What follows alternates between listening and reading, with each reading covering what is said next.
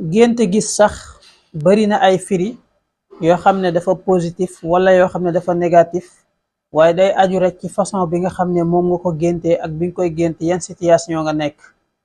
danañ ci indi ab lim ci ay gént incha allahu taala. yooyu nga xam ne bi ci njëkk mooy sax dana gént ay doom, dana gént tamit maanaam dana firi ay doom, dana firi tamit alal. gént sax dana firi ay doom, dana firi alal, rawatina bu fekkee da nga gént sax yi di génn ci sa yaram. bi ko ñaareel mooy gént sax dana firi wërsëg, dox boo xam ne yaa ngi koy dox mu continuer sax jëm ci wuti wërsëg te danga ko am incha allah, wala wërsëg boo xam ne danga ko jëlee ci miraas, mooy ku génn àdduna nga doon ko muy héritage. bi ci topp mooy gént sax dana firi ay noon yoo xam ne yu nëbbatu lañ, yu làqatu lañ, ñoo xam ne dañu lay feeñal ne dañ laa bëgg, waaye en réalité dañ laa nëbbal noone ak fiiraange. bi ci topp mooy gént sax dana firi ay problème yoo xam ne yu nëbbu la, maanaam wala ay tiitaange yoo xam ne yaa ngi koy yëg ci sa biir te bëggoo koo feeñal doomu aadama yi. gént sax mbokk yi dana firi changement ak wëlbatiku goo xam ne dana am ci sa dund, comme ni nga xamee ne kon ñenn ci ñi nga xam ne firikatu gént lañ, gis nañ ne gént sax dana firi rôle boo xam ne rôlu dee la, wala rôlu dund, wala rôlu dekki. niki noonu tam lay firee kon changement radical boo xam ne dana am ci sa dund yow mi nga xam ne yaa gént lu ni mel.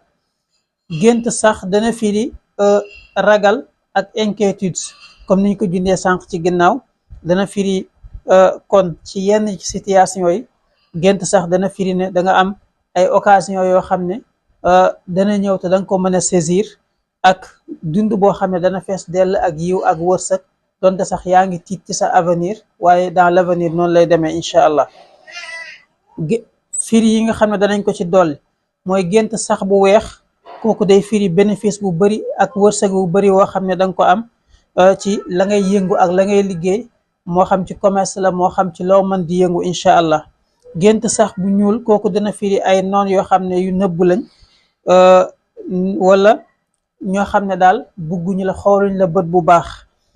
gént sax yu bari, kooku day firi ay occasion yu bari yoo xam ne dana la ñëwal, boo xam ne boo ci saisir bu nekk sa dund dana baax, dana jaar yoon, rawatina bu fekkee sax yooyu bi nga leen géntee amaluñ la benn loraange, xataluñ la ci dara. gént rey sax, kooku nga rey sax, kooku day firi maanaam da nga surpasser ay problème yoo xam ne danga ko passé te danga ko fàtte incha allahu taala. niki noonu tamit dana firi ne da nga am réussite boo xam ne réussite bu yéeme la incha allah, da nga atteindre say objectif ci wàllu liggéey rawatina. kon loolu lañ jikki woon ci wàllu gént sax, di lañ ñaan ngeen abonné, partager te aimer suñuy vidéo. wasalaamualeykum wa rahmatullahi taala wa barakatuhu.